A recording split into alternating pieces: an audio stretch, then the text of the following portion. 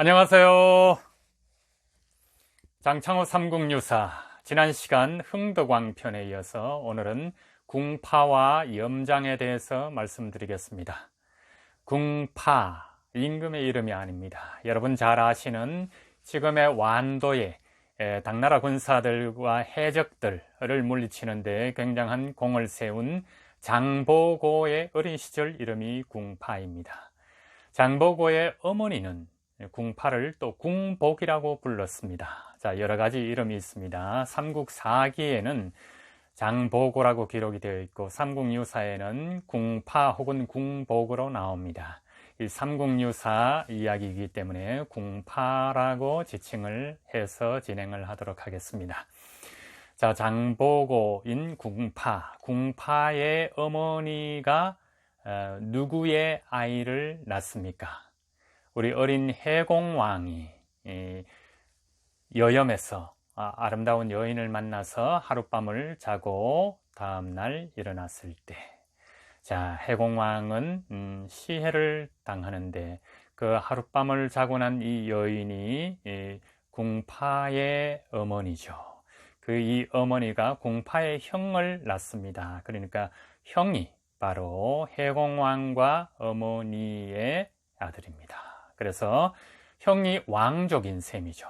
왕족이고 궁파는 형이 왕족이니까 얘야 너희 형이 왕족이란다. 네 형이 만약에 왕이 될 기회를 놓친다면 너라도 왕이 돼야지 하는 어머니의 말을 어린 시절부터 계속 듣고 자랐다고 합니다. 자, 지난 시간 흥덕왕을 말씀드렸죠. 흥덕왕의 왕비인 장화왕비가 흥덕왕이 재위를 하자마자 숨을 거두었기 때문에 후사가 없습니다. 우리 흥덕왕은 왕비만을 사랑한 오직 장화왕비만을 사랑했기 때문에 제2왕비를 맞이하지를 않았기 때문에 후사가 응당 없는 것입니다. 그래서 조카가 왕위에 오를 수밖에 없는데 신라하대라는 것은 그대로 자연스럽게 왕위를 내버려 두도록 가만두지를 않습니다. 그래서 오촌 조카들이 반란을 일으킵니다. 거기에서 왕이 42대가 흥덕왕인데 43대는 희광왕이 됩니다. 오촌 조카입니다. 근데 이 희광왕이 또 흥덕왕의 조카가 나중에 44대 왕이 되는데 민해왕입니다. 민해왕과 그 군사들의 반란에 자진하게 됩니다. 왕위에 오른 다음에 3년째, 만 2년 되는 해에 자살을 하게 되는 것이죠. 그래서 44대는 민해왕이 되고 다시 45대는 신무왕인데 이 신무왕이 또 오촌 조카입니다. 그런데 이 신무왕은 장보고의 지원, 군사적인 힘을 빌어서 민해왕을 시해하게 됩니다. 자, 이 민해왕을 시해한 신무왕이 45대 왕이 되고 장보고, 즉 궁파의 힘을 빌어서 왕이 되었기 때문에 궁파에게 약속을 합니다. 궁파, 자네의 딸을 내가 왕비로 맞아드리겠네 하고 이렇게 언약을 한 다음에 사실은 군사적인 결행을 했던 것입니다. 그런데 이 신무왕은 그 약속을 지키지 못하고 문성왕에게 왕위를 물려주고 떠났습니다. 문성왕에게 아들인 이 문성왕에게 당부를 했습니다. 내가 그 약속을 지키지 못했기 때문에 너라도 약속을 지켜서 궁파의 딸을 왕비로 맞이하거라 하고 또 그것을 궁파에게 재약속을 했습니다. 그래서 46대인 문성왕 때 궁파가 궁궐에 들어와서 문성왕을 아련합니다. 대왕, 선왕의 언약도 언약이고 또 대왕께서 그 맹세를 하셨기 때문에 이제는 제 딸을 왕비로 맞아주십시오 하고 이렇게 간청을 합니다. 그런데 어디 왕비의 후보들이 한두 명이겠습니까? 아무리 약속이고 그 공이 크다고 해도 또 문성왕은 다른 데 마음이 있었나 봅니다. 그래서 약속을 할 수 없는 입장이 되었습니다. 그런데 이 문성왕을 아련한 궁파가 보니까 왕에게서 확답을 얻을 수가 없습니다. 그래서 자기도 모르게 칼을, 장금을 차고 있는데 문성왕 앞에서 이렇게 오른손으로 칼을 착 이렇게 빼려는 동작을 했나 봅니다. 사실은 왕을 아련할 때는 장군도 칼을 벗고 그냥 맨손으로 가게 됩니다. 그런데 불구하고 그걸 왕 앞에서 그런 오만불손한 행동을 했기 때문에 진골들의 입방아에 오르게 됩니다. 역시 청해진 출신은 다릅니다. 이 청해진은 또 흥덕왕 때 설치가 되었고 청해진이 일종의 해상 왕국이 되어 있었습니다. 그래서 임금이나 진골 귀족들도 궁파를 마음대로 어떻게 할 수는 없는 입장이었습니다. 그래서 궁파가 청해진으로 돌아가고 난 뒤에 긴급 회의를 열었습니다. 이대로 궁파를 두었다가는 나중에 큰 화를 당할 수가 있겠다. 문성왕도 어떻게 될지 모른다. 이렇게 해서 정련, 염장, 여러 진골 귀족과 장수들이 모여서 긴급 대책을 논의했습니다. 그때 정련은 어릴 적 궁파의 친구이기도 하고 또 나중에 장수가 되었을 때 자기보다 궁파보다 한 계급 낮은 장수였습니다. 그래서 늘 궁파를 시기하는 편이었습니다. 그래서 머리를 맞댄 결과 궁파를 없애야 된다 하는 결론에 이릅니다. 자, 그러면 어떻게 이 해상 왕국에 또 보통 장수가 아닌 궁파를 없앨 것이냐 의논한 끝에 정련이 이야기를 합니다. 궁파에게는 약점이 있사옵니다. 어릴 때 제가 같이 놀아봐서 아는데 궁파는 아시다시피 이 체구가 몹시 왜소하지 않습니까? 그래서 덩치가 큰 사람을 보면 주눅이 들어서 몸을 벌벌 떨 정도다. 그런 요즘 말로 트라우마가 일종의 있기 때문에 덩치 큰 사람이 뭘 보내서 어떻게 하도록 해야 하지 않겠냐 합니다. 그래서 이렇게 좌중을 둘러보니까 염장이 덩치가 한 풍채를 하는 장군이었습니다. 그래서 염장이 났습니다. 그렇다면 제가 하겠습니다 하고 청해진으로 일부 군사를 데리고 칼을 차고 들어갑니다.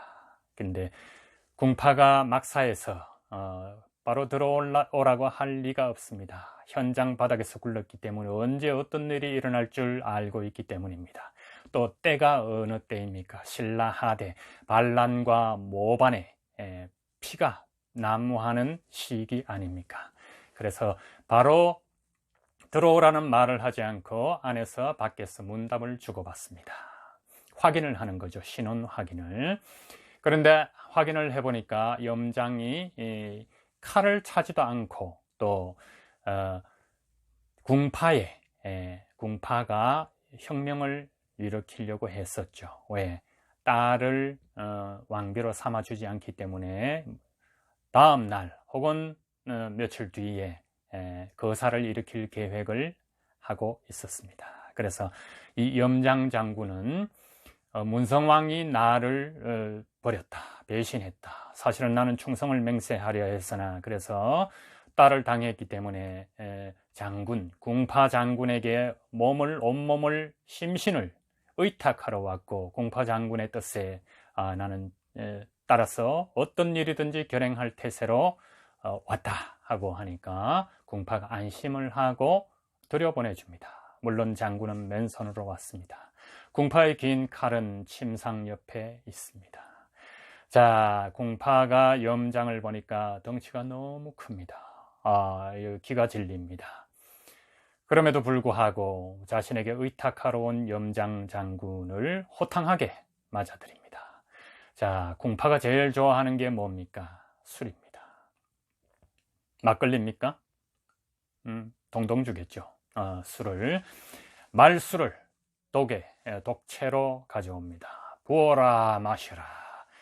며칠 후에 그 살을 위해서 우리 두 수뇌부는 이렇게 술로서 의기투합하느니라 하고 주거니 받거니. 자, 술은 주로 덩치 큰 사람들이 더 세지 않습니까? 하지만 궁파의 술은 그 호탕함 기질에 따라서 그냥 바로 바가지로 들이붓습니다. 물론 염장에게도 술을 권하고 자기는 벌컥벌컥 원군을 얻었으니 얼마나 힘이 났겠습니까? 그래서 고주망태가 되도록 술을 먹고는 곧장 침상에 떨어져서 잠이 듭니다. 자, 기회는 이때입니다. 장창호 삼국유사의 노랫말 하나 읊어드리겠습니다. 술잔을 부딛는 순간 궁파 골아떨어진다. 염장 궁파의 잠금을 빼들며 노래 안녕 궁파를 부른다. 미안해요 궁파 장군.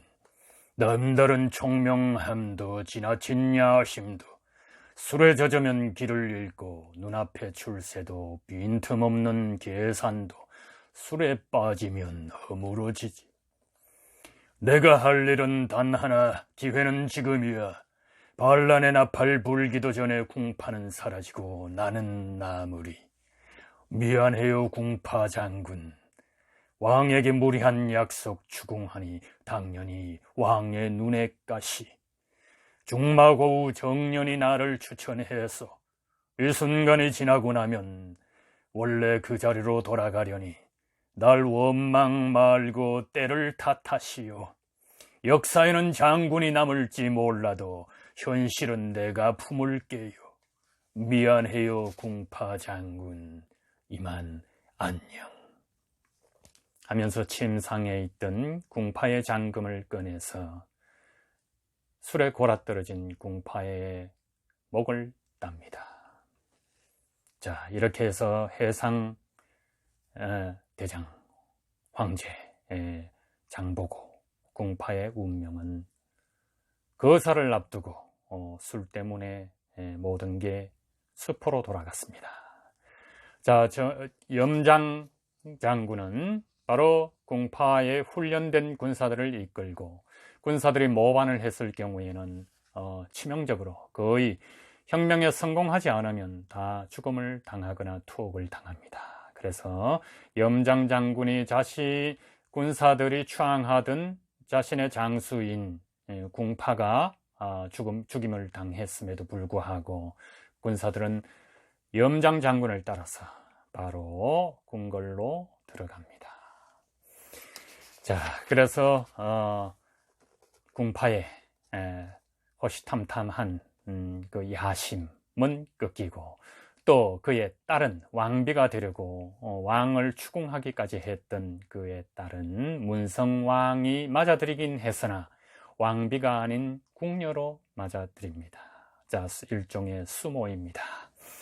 그렇게 해서 이제 일단락 되는데, 자, 궁파의 어린 시절로 잠깐 돌아가서 어머니와의 그 주고받는 노랫말을 통해서 마무리를 해보겠습니다. 자, 궁파는 현재 이고요. 그 다음에 궁파의 어린 시절 소년이 나오고, 그 다음 백성이 나옵니다. 그리고 어머니가 마지막 목소리를 내보겠습니다. 나를 키운 건 어머니의 다정한 목소리. 서산에 해가 지면 내 귓가를 울리던 저녁 어스럼에 들리던 그 부름. 궁파야 밥 먹자. 궁파야 집에 가야지. 엄마가 밥상 차리고 기다리신다. 놔요 밀지 마요. 저 해가 질 때까지 놀다 갈래요. 궁파야 집에 가거라. 해지기 전에 들어가야지. 해는 왜 이렇게 빨리 지는 걸까? 해야 지지 마라. 네가 지면 집에 가야 하니까. 해야 다시 떠올라라. 네가 지면 난 그 소리를 들어야 하니까. 궁파야 엄마가 걱정하신다. 엄마가 차려주신 밥 먹어야지. 엄마의 목소리 여기서도 들려요. 밀기울을 물 말아주시는 우리 엄마. 뭐라고 하시는 줄 아시나요? 밀기울 먹고 힘을 내야지. 네 형은 왕족이야. 태자가 될 거야. 너도 이거 먹고 힘내라. 형이 못하면 네가 왕이 돼야지. 엄마, 갈게요. 가서 밥 먹을게요. 난 돈 놀고 싶은데. 어서 들어가. 우리 같이 들어가요. 우린 네가 들어가는 거 보고 가려고. 쉿, 저리 가요. 제가 훌륭한 사람이 된다는 걸 알면 사람들이 가만 안 둔댔어요. 자, 혁명은 혁명을 부르고 피는 피를 부릅니다. 민해왕을 시해한 조력자 장보고 신무왕 김우징을 도와서 혁명을 했죠. 그리고 자신의 딸을 왕비로 삼으려던 궁파, 그게 안 되자 그 의사를 통해서 자신이 왕이 되려고 꿈꾸던 궁파는 염장, 어린 시절 친구인 정년의 계략을 통해서 염장 장군에 의해서 일생을 마무리하게 됩니다. 자, 모든 지나친 꿈은 수포로 돌아가기 십상입니다. 여기에서 이 염장에 대해서 어원을 말씀드리겠습니다. 염장 지른다는 말, 어원이 몇 가지가 있는데 그 중에 하나가 이 궁파와 관련이 됩니다. 궁파의 염장이 칼을 찌른다, 이렇게 해서 염장 지른다는 말이 생겨났다고 합니다. 자, 궁파와 염장 여기서 마치겠습니다. 또 뵙겠습니다.